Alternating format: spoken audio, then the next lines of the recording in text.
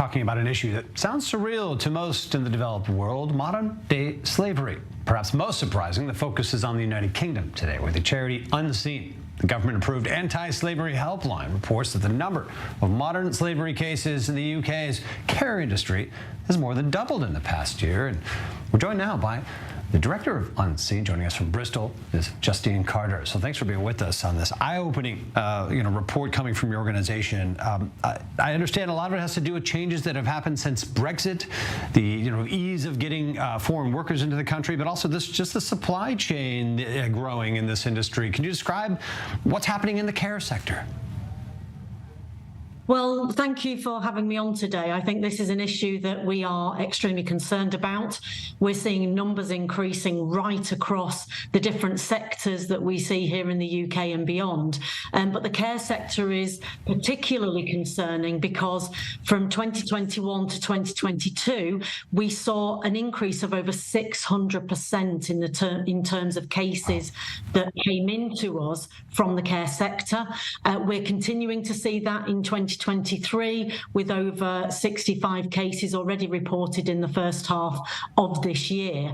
Now, a lot of those issues are derived from the fact that, yes, we left Brexit and we are no longer part of the EU, so we don't have free movement across from the EU. Many of those EU workers that were working in the UK have since left. What we found is there are shortages in some of the sectors, and care sector is one of those. So we know that there are tens of thousands of visas that have been provided to those in other countries where, we are finding workers who are coming to the UK. So they're coming here legitimately on worker visas as part of the health and care visa scheme. But what we're seeing is that people don't know or understand their rights when they're here in the UK. Many people pay lots of money to get those jobs. And when they're here, we find that they're in substandard accommodation. Sometimes they're living in the same place that they're working in. They're not getting the pay that they were promised, and they're working extremely excessive hours. So it's a real issue that we're focused on, and we're really wanting to make sure that we can help and support any vulnerable worker that finds themselves in a situation of exploitation.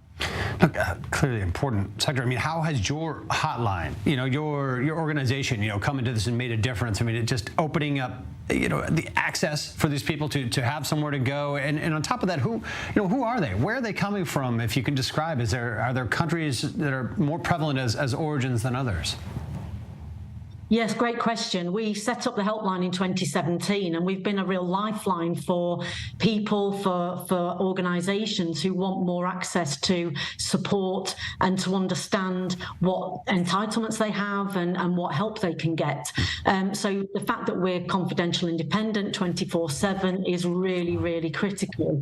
What we're seeing throughout all of the time that we've been operating in those 7 years is that we see a huge number of different nationalities coming to the UK. Specifically in the care sector, we have seen in the last 12 months workers coming from India, from Ghana, from Nigeria, from Zimbabwe, so from quite far-flung places. But we have generally around 100 different nationalities of potential victims who are indicated in situations of modern slavery to the helpline that Unseen runs. So, this is a big issue. It affects every country across the globe, and it's an area that we really need to focus on and pay attention to and raise awareness. Hear, hear. Justine Carter, thinking about the good work at your organization, Unseen. Happy to give you a little bit of airtime as we can here on Zoom In.